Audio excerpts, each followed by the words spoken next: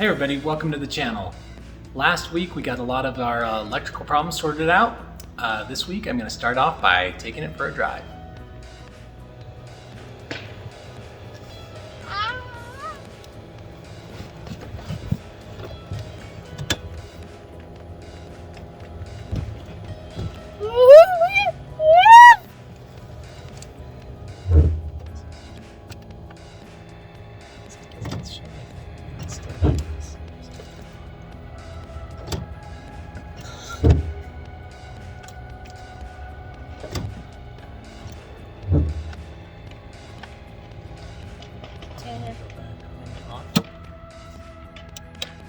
Off in the middle of the road. I'm having trouble switching gears.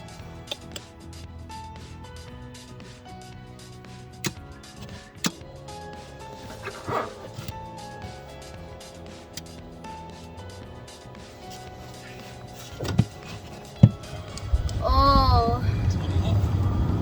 About the same as last time? Yeah. But this time I know how fast it goes.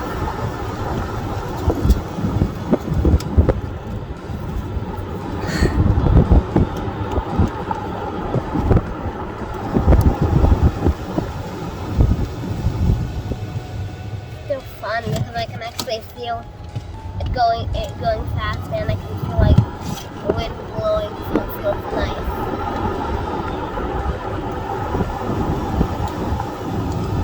Yeah, see, something's not right because this doesn't show anything on here, Jack.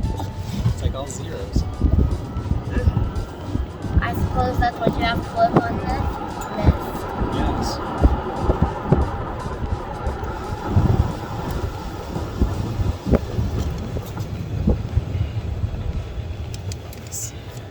So how you're changing the gears right now is just turning it off and on. Yeah, it's kind of concerning. Yeah, it's kind of like it's in limp mode. In a limb? What does that mean? In terms of a car, what does limp mean? It means it doesn't have full power.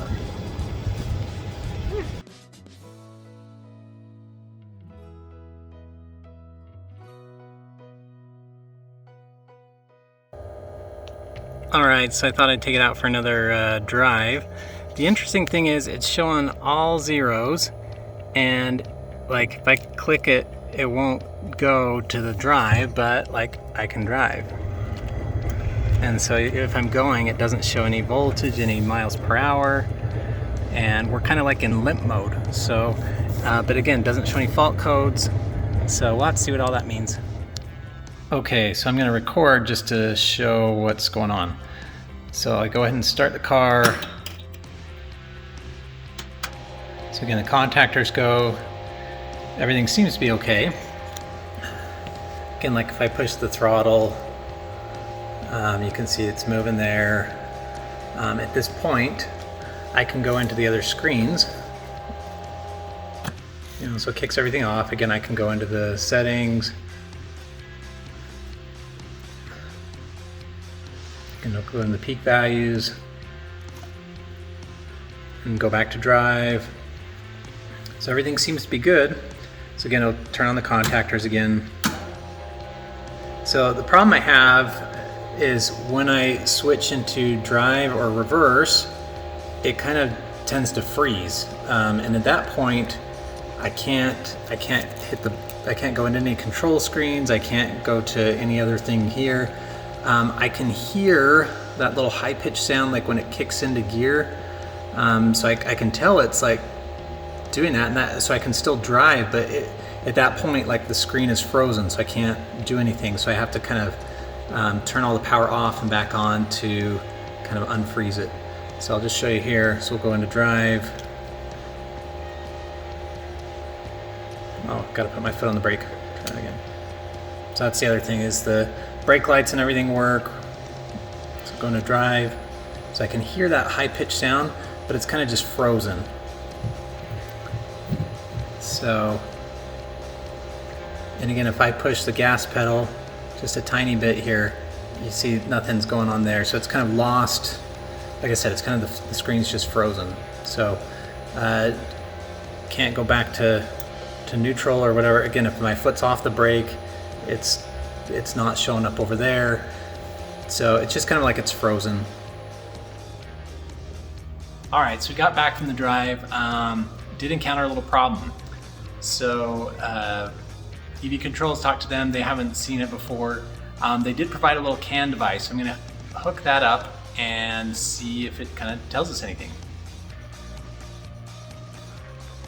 Okay, so they had me wire a CAN device. So it's going to CAN, high and low, and power and ground.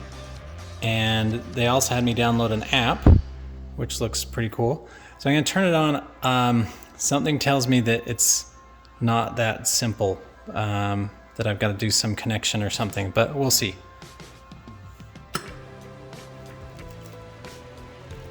There's a light. Now it says connected. So it's interesting. So this says it's connected, but it's not matching anything here. So we'll go ahead and log to file. My guess is it will record a whole bunch of nothing. This looks like it's working. Again, this is kind of fluctuating. Accelerator pedal, so if I push that, that goes. Brake, if I do that, it goes.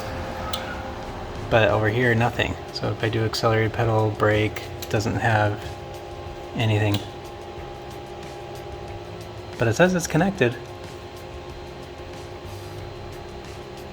So I'll go ahead and switch it into gear and see if it logged anything. So again, it stalls out, nothing. So we'll go ahead and... Well, just when we thought we had all the electrical stuff done, you know, maybe time to focus on something else, we don't. So I'm at a point where I'm going to need some assistance, and so anyway, while I kind of wait to see on that, I'm going to start working on the shell. So over here, the rear here, the wheel well, will not fit. Two reasons. One, I knew this from the very beginning. The Tesla is just really wide, so the wheels are going to sit outboard of where those fenders are. The other thing is they're made for kind of a smaller wheel diameter, I think, so it'll be just too tight. So with that being said, what I'm gonna do is I'm gonna get the rear clamshell here. I'm gonna go ahead and put it on the car. I think I have to take the wheels off because I think they're just too big and you can't kind of set the shell on. So I'm gonna jack it up, take the wheels off, and put the shell on. I think I have to take the seats out. But once the shell's on, I'm going to try and see if I can put the wheels back in to make sure. Again, I try to do really good measurements to have that be in the same place as the wheel wells. But anyway, the Tesla suspension's a little weird. It's not a true just up and down. It kind of goes a little bit on an angle. So not quite sure how good we did there. So anyway, we'll take everything off, put the shell on, put it back on. Hopefully it's centered. If not, the plan is all along to kind of, I'll probably have to cut out a little bit and then add some fiberglass to bring it out and then try and blend it all back in. So we will see where we land. One other thing I will do while we've got the shell on. The shell is kind of like the rear clamshell is I'll call it the base, meaning that's the thing that can't really move. From there, you kind of put doors on and the front hood. And so again, I don't know where to put the hood because it's got a little bit of wiggle room where I can push it forward or left or right. So while that clamshell's on, I'll get everything kind of set up for the front hood. That way I can mount the hood and it can be on, I think, just permanent. I'm not really getting into the front there much. So that's one other thing I'll do.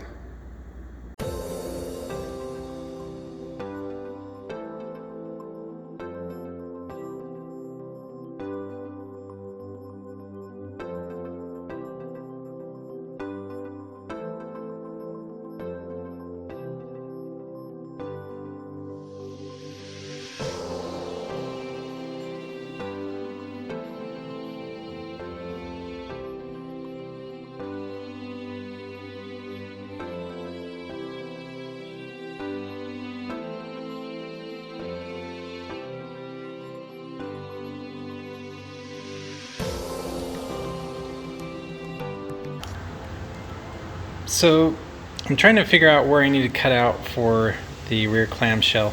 So I added these bars to mount the seats, and the shell comes down and it kind of tapers in. So I'm gonna have to give it some relief here, I believe, as well as right there. So let me show you on the shell. So again, I think I've got some bars that are gonna kind of be going there. So I'll probably have to kind of carve that one up there. And then over here, again, there's a bar that'll run there, so I need to carve a little there as well. One other thing to look at, these splash guards, fender liner. Again, this was made to go with the original car, so I'm gonna have to see how that works with the all the frame modifications and the Tesla that I did. So I'll have to see how it fits and what else needs to be carved up there. Alright, doing some test fitting here of this panel, and I'm going to probably have to reroute some of these high voltage lines.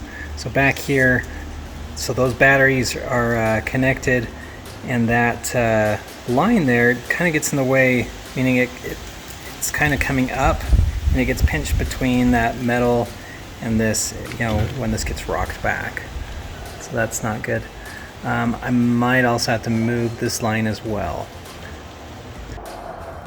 Alright, so I got the cables out of the way, so we should be good to put on the shell now.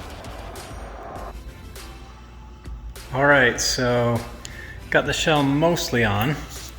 You can see it's sitting up just a little bit. So right there, I knew I needed to trim, I just didn't know quite how much. And then also right here.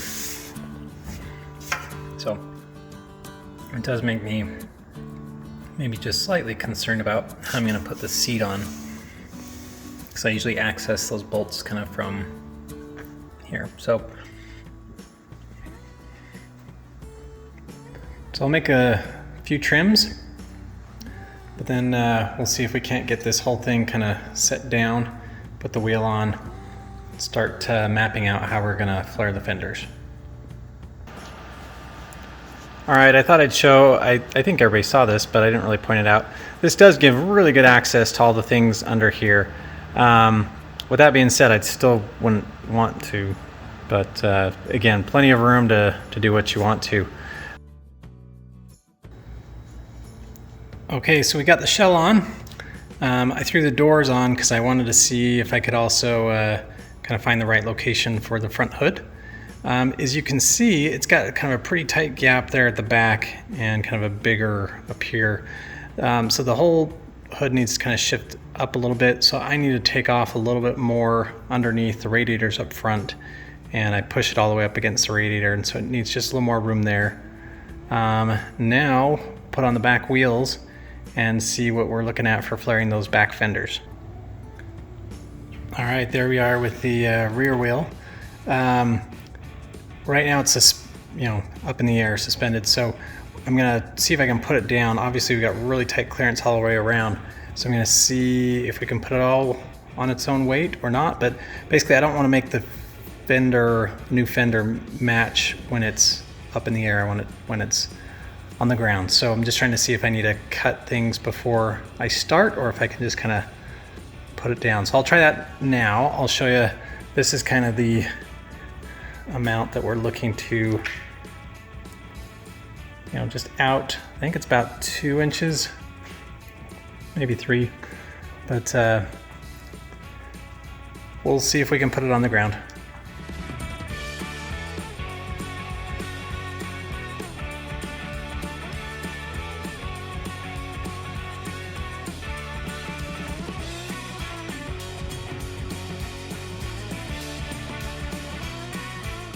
All right, so we're able to put it all on its own weight. It's got like a really tight gap. So I will start looking at what we're gonna do for the rear fenders. Okay, I'm rethinking some strategy. I'm gonna focus now, I think, more on the doors and the hood, trying to get good panel gaps and figure out how to make this sit a little better, because it seems like the front needs to shift that way so that gap can be a little closer, but it's just really high as well. So even if I shift it that way, I don't know, I'll look into it. The other panel gap that always bugs me is just this one on the bottom is huge. You can like stick a finger in there. Here it's okay, on the bottom there it's big. So I might start looking at some of those gaps, see what I need to adjust here on the front hood to make that fit.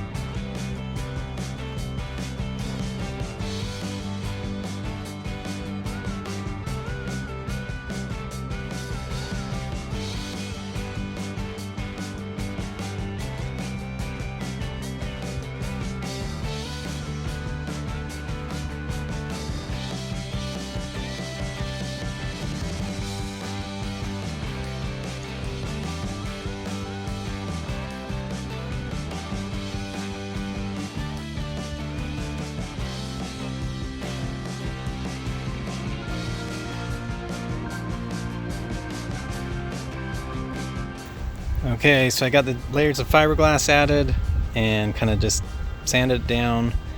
So I'll go test fit it, see if the gap looks better, but then obviously we'll need filler and things like that. Might not do that till much later when I'm doing a lot of filler for a lot of places, but I just want to see if I'm liking the gap better. So we'll take this door over to the car before we start on the next one. Okay, so we're kind of evaluating gap. Kind of end up using a paint stick. I feel like that's kind of the appropriate gap. Anyway, so I've kind of got it set there in the front. But back here, so I've added several layers, but like I said, I can still kind of almost fit my finger in. So I need to add, I don't know, I think I did 4 layers. I probably need to add like 8 additional layers. I'll do some measurements to check out. Over here it's getting close. It's like even here is probably a little too tight. That's okay. Sanding's okay, but here's still a little big. Okay, up through here.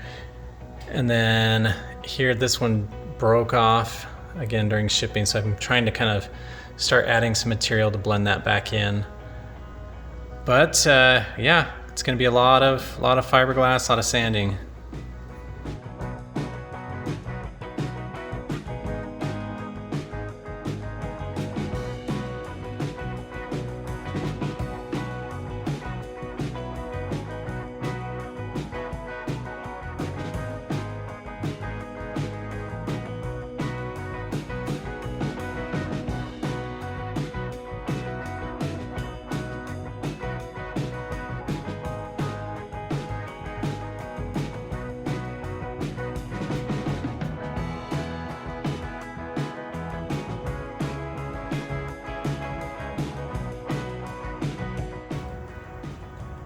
Okay, so this is the driver's side, and this side fared a little better.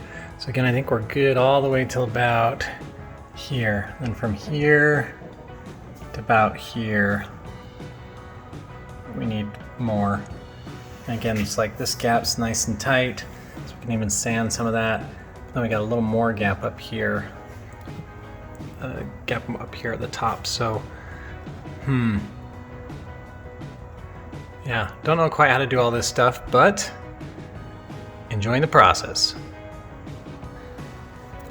Okay, so I'm kind of just marking like how many layers I need where, just based on my last go around, how many layers equal to what thickness. So here in the middle I'm going to need 4 more layers, but then it kind of tapers out here to the end. So for this door, actually for both doors I've kind of done this, so I'll need to get some more fiberglass cut and yeah, see if I can't stack it again. I'm liking the gap better, and when it's all done I think I'll be pleased. Okay, while I'm getting covered in fiberglass, might as well do this one too. So this is the front hood here, and on the back side, you get almost 3 fingers, so 2 full fingers kind of all there. On this side, we get like, I don't know, more like 4 full fingers. So basically, we need to move it that way by that much. We'll start there. I also feel like it's just, maybe it's not. It is just a little tall, meaning it's up just a little bit. So I do wonder if I'm gonna have to kind of add a little fiberglass here to get a even wheel gap all the way around. But first things first, we'll do that. If you can see, they've got kind of some weird openings here for the light.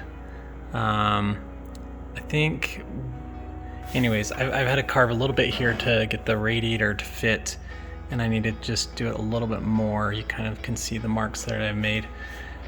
So I'm gonna do that. Once it's all done, I'll probably just have a piece of, again, I'll probably just have the lights as they are, but I'll have a piece that kind of goes there to cover everything up.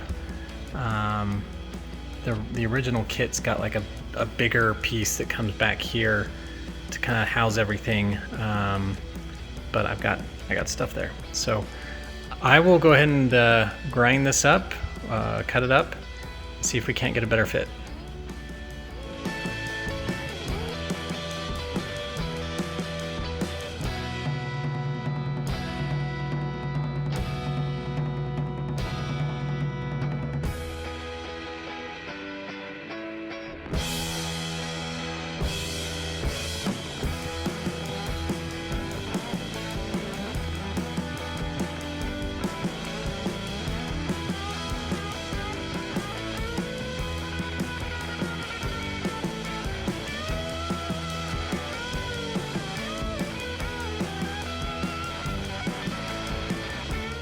All right, I test fit the front hood back on.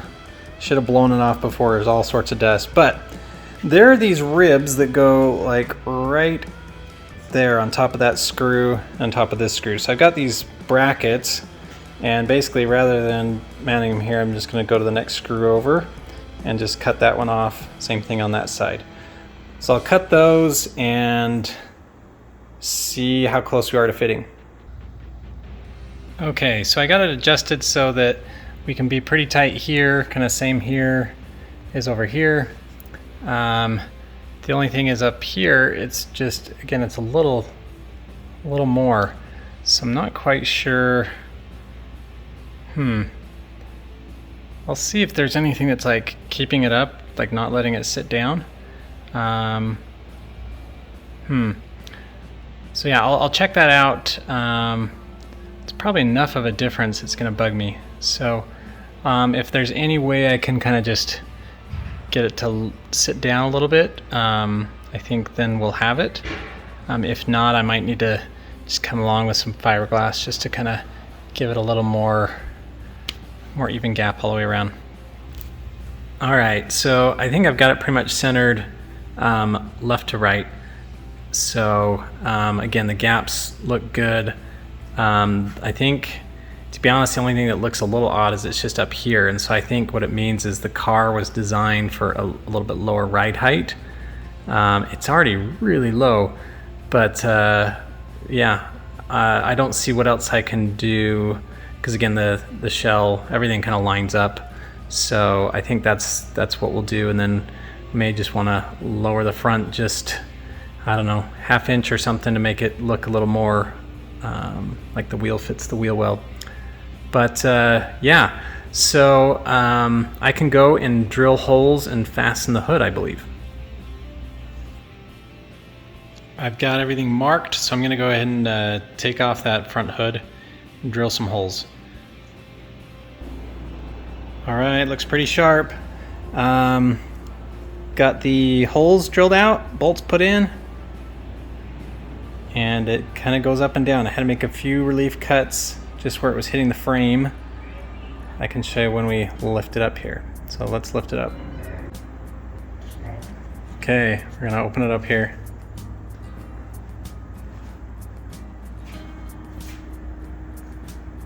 Okay, and back down.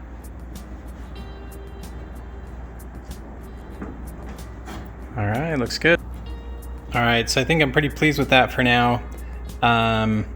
Again, I think the only wheel gap problem is just that I might need to lower it a little bit to have everything look nice, but I think it looks pretty good. I'll probably have to fiberglass here where I cut out for the radiator, but what I'm thinking is basically it's just got 3 circle lights, and so what I'll probably do is I'll get like maybe a paper template or something and get a fiberglass piece that kind of covers